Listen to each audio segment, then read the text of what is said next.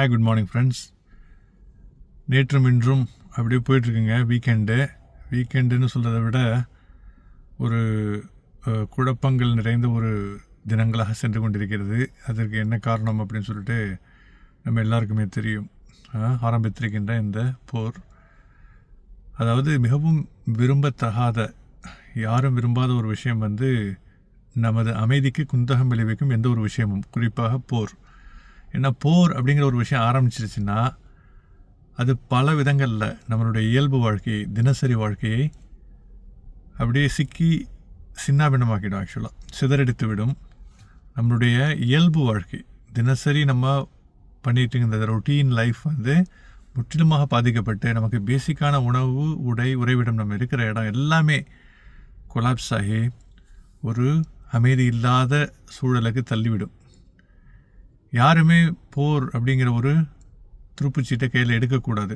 அதுவும் குறிப்பாக காரணமே இல்லாமல் அந்த விஷயத்தை எடுக்கிறது மிகப்பெரிய அபத்தமான விஷயம், ஆபத்தான விஷயம். இத்தகைய விஷயங்களை கையில் எடுக்கிறவங்க ஆபத்தானவர்கள். அந்த எதனால் ரூட் காஸ் ஆரம்பிச்சிச்சின்னு பார்க்குறப்போ இதெல்லாம் நமக்கு தோணுது. ஆக்சுவலாக இந்த போர் கூடிய சீக்கிரமே நம்ம முடிவுக்கு இயல்பு வாழ்க்கை எல்லா தரப்பிலும் தொடர்வதற்கு, மக்கள் அனைவரும் அவர்களுடைய நிம்மதியான தினசரி வாழ்க்கையை தொடர்வதற்கு, இன்னும் ஒரு உலகத்தினுடைய இன்னும் ஒரு மூலையில் இன்னும் எப்பொழுதுமே நிறுத்தப்படாத தொடர்ந்து கொண்டிருக்கும் போர் உருவாகாமல் இருப்பதற்கு இறைவன் அருள் புரிவானாக.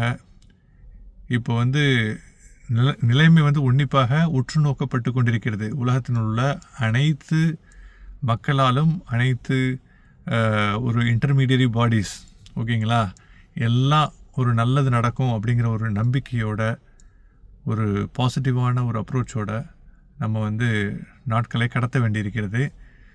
அது வரைக்கும் நம்ம ஃபிங்கர்ஸ் கிராஸ்ட், நம்மளுடைய தாட்ஸ் இந்த போர் நிற்கணும், அமைதி வரணும் அப்படின்னு இருந்தாலும் கூட அதற்கான அத்தாரிட்டிஸ், அதற்கான இன்புட், இன்ஸ்ட்ரக்ஷன்ஸ் பல ஸ்டேக் ஹோல்டர்லேருந்து வர வேண்டியிருக்கு.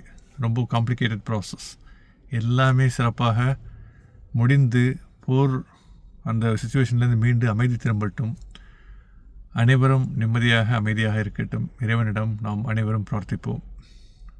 Take care guys. எல்லாருமே சேஃபாக பார்த்து பத்திரமா இருங்க. நீங்கள் எங்கே இருக்கீங்களோ, குறிப்பாக இந்த நம்ம அந்த சம்மந்தப்பட்ட இந்த நாடுகளில் நம்ம வசிச்சுட்டு வர்றப்போ, வேலை பார்த்துட்டு இருக்கிறப்போ ரொம்ப பத்திரமா, நிம்மதியாக இருக்க முடியாது. பத்திரமா சேஃபாக இருங்க. கூடிய சீக்கிரம் இதுவும் கடந்து போகும். Thank you guys.